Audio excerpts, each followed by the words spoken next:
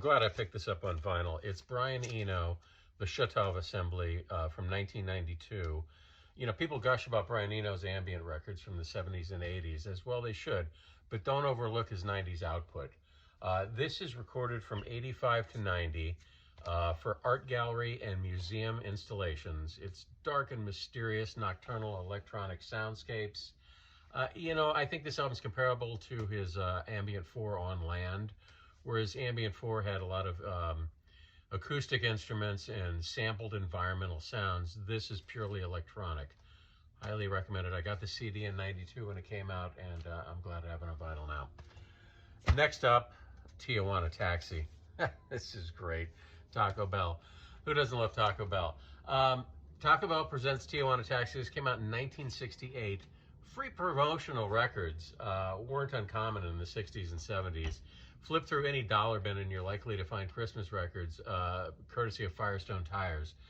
All started in this Tijuana thing, started in 1962 with Herb Alpert and his first album, The Lonely Bull. It's a combination of traditional mariachi music with American pop. And this light, slightly ethnic confection delighted Americans for years.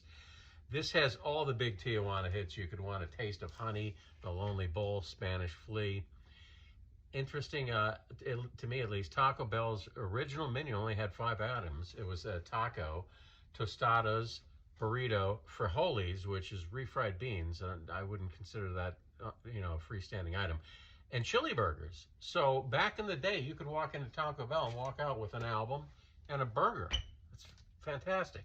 And you know, not to forget the undisputed king of all Tijuana food records, Colonel Sanders. I aspire to go to a picnic in a 3-piece white suit with a bucket of chicken. The Mohawks, The Champ. Next up, I got this in the mail. It's on Vampy Soul, one of my favorite labels from Spain. You're probably not going to find it in the bins in the States.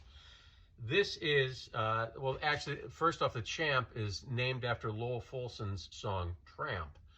The Mohawks were a band put together by British library music composer and Hammond organ player Alan Hawkshaw. He recorded a lot of music for KPM library music in Britain in the 60s and 70s. And this is funky, groovy, soul jazz combo. If you like Booker T and the MGs, if you like the guys like Jimmy McGriff and Jimmy Smith and Charles Earlin and all those other organ players, you'll like this a lot.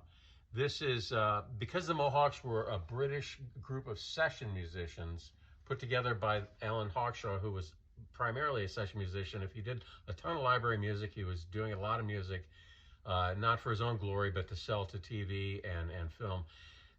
Because of that, the sound's a little clean and clinical. Not that that's a bad thing. There's enough room in my Hammond B3 world for greasy Hammond B3 and for different sounding Hammond B3.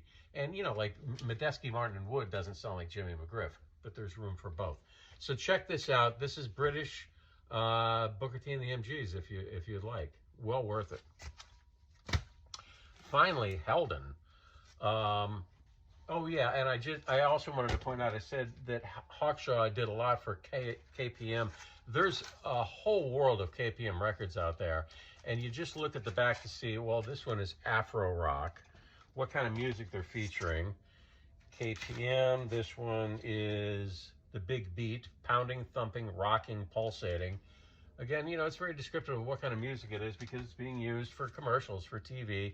This one is jazz rock, and there's a ton of these. And this one, slightly different cover. This is Spider Jazz, the cues used in the 60s Spider-Man cartoons. This is fantastic. All KPM music library from England. Now, Helden. Phew, good luck pronouncing this. Un Rive Sans Consequence Special. This was named after a live King Crimson bootleg. It's a French progressive band. They released 7 albums. This is their 5th from 1976. It's considered one of their best albums. And it's kind of a little bit like Mahavishnu Orchestra with a lot of howling and groaning synthesizers, a handful of Moogs in there. The sound got darker and heavier and more menacing as time went on with each album. And well worth picking up if you're fans of prog rock. My introduction to Helden was I read somewhere that their first album was almost like a complete copy of the Frippanino 2 loop and solo records that Frippanino did, Evening Star, No Pussyfooting. Actually, it's in reverse of when they came out. This first Heldon record, if you're a fan of those two Frippanino records, you really got to have this in your collection because they were completely imitating that whole tape loop and solo thing that Frippanino were doing. Anyway, that's my recommendation for this week. Thanks.